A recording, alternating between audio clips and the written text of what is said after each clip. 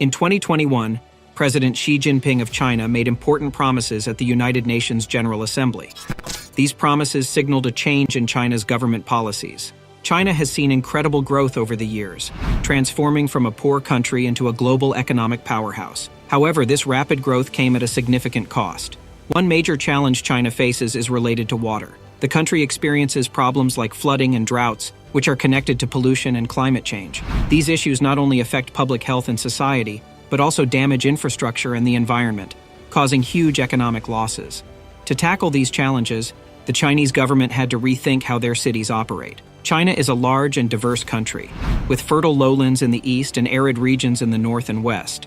Despite this diversity, a large portion of China's population, around 60% or nearly 900 million people, live in cities. This number has tripled since the 80s. Most of these cities are located in the eastern part of the country. These cities are growing rapidly, and it's expected that by 2035, 70% of the Chinese population will live in urban areas. In 2020, there were terrible floods in China. More than 400 rivers flooded in just 2 months, affecting at least 50 million people. In some cities, water shortages happened because rainwater washed off the streets too quickly, and the water systems couldn't handle it. The rapid urbanization in China presents two major challenges: supplying these megacities with water and managing excess water effectively. To address these challenges, China has come up with an innovative solution called sponge cities. The idea behind sponge cities is quite simple. Let the soil underneath urban areas interact with the surface, absorbing rainwater like a sponge and releasing it gradually over time. When cities expand, they usually build roads, railways, and paved surfaces, which seal the ground and prevent rainwater from being absorbed naturally. Sponge cities aim to restore this natural process by allowing the earth to act as a sponge, helping manage water more effectively in urban areas. Instead of building more concrete structures like dams and barriers to manage water, they focus on letting nature do its work. When cities expand, they often cover the ground with roads and pavements, making it hard for rainwater to seep in. This disrupts the natural water cycle.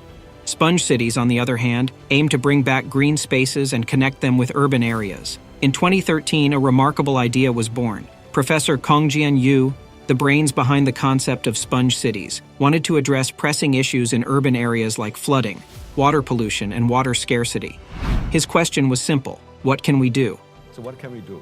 Instead of resisting water, sponge cities embrace it. They use open green areas, interconnected waterways, and special building materials that allow water to be absorbed. Smart technology helps monitor water use and recycling. The answer came in the form of a new type of Chinese eco-city, designed to offer a holistic strategy for managing water in urban areas. The key features of these sponge cities are adaptability to the environment, a systematic approach, and comprehensive solutions. Professor Yu envisioned urban infrastructure that acts like a system, capable of absorbing, storing, infiltrating, and purifying rainwater.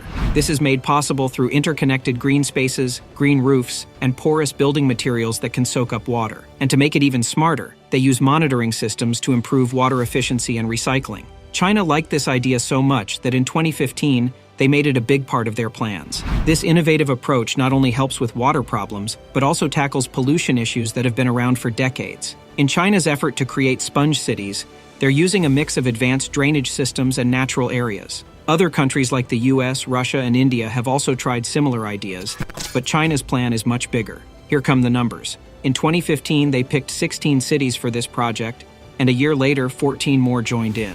The goal? By 2030, they want 80% of these 30 cities to absorb and reuse 70% of rainwater.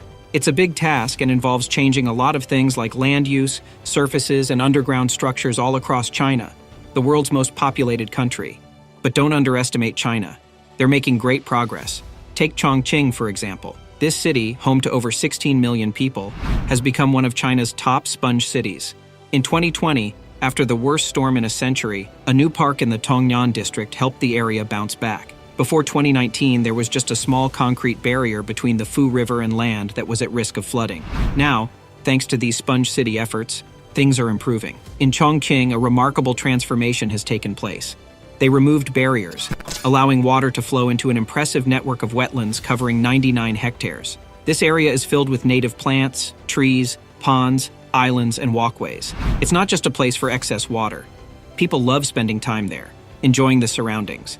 Chongqing was the first sponge city to use a smart digital control system. This system helps authorities monitor sewer and stormwater networks in real time.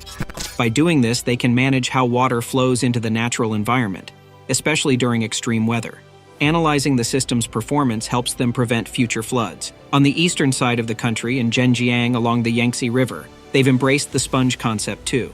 The city has rain gardens, creeks that collect rainwater, and a network of bioswales. These engineered channels guide stormwater, filtering it as it slowly seeps into the ground, often removing debris and pollutants in the process. When you walk in a sponge city, you'll notice special roads, paths, and cycleways. These surfaces allow water to soak directly into the material, instead of overwhelming drainage systems. They use a combination of polyurethane binders and gravel or stones to create surfaces similar to concrete or tar, but with tiny cavities that let water pass through. It's a smart way to handle water and keep cities dry. China has made big progress with sponge cities, designed to absorb a lot of water quickly. These cities, found all over China from Qianan City to Hangzhou, can soak up around 4,000 liters of water per square meter every hour. Hangzhou, where the 2022 Asian Games were held, is a prime example. The area was transformed into a huge eco-park using sponge city techniques. Rainwater there is collected, filtered, and reused for various purposes. However, even with all these efforts, sponge cities couldn't prevent every flood.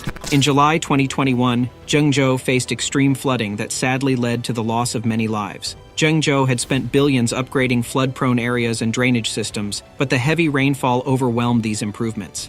Some critics questioned the effectiveness of sponge city projects after this incident. Chinese officials pointed out the severity of the storm, mentioning that even with these measures, it would have been tough to avoid damage. Experts noted that sponge cities are mainly meant to protect against lighter storms, not severe ones like the Zhengzhou incident.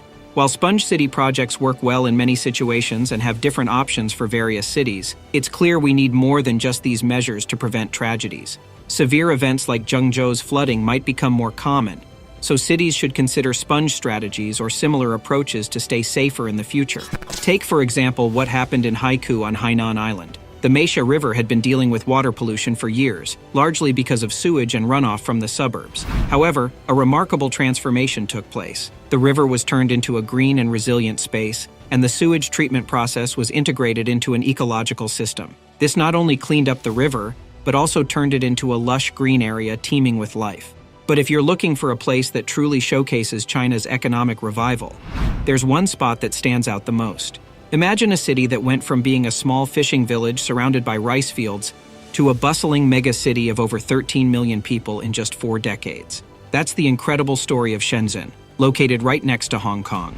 Back in the late 1970s, China's leader Deng Xiaoping was determined to pull the country out of poverty. He looked at successful cities like Singapore and Hong Kong for inspiration.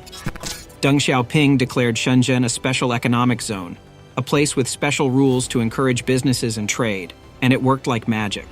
Shenzhen transformed rapidly, becoming a modern city at an astonishing speed. Today it stands as a mind-blowing miracle of urbanization. But there's a twist to this story.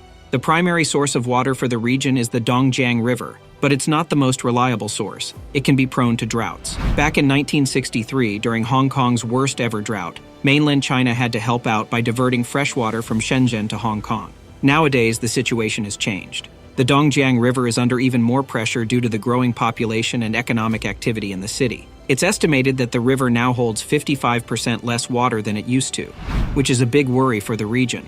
Many believe that the sponge city approach has the potential to help with these water issues. Shenzhen is actually one of the pilot cities for this concept.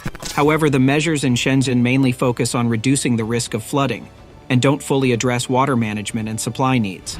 To deal with water scarcity, the sponge city approach is an effective innovation. It reduces the demand for freshwater sources and increases the water supply by reusing rainwater and wastewater. While we still have a long way to go before achieving entirely sustainable urban water management, it's a step in the right direction.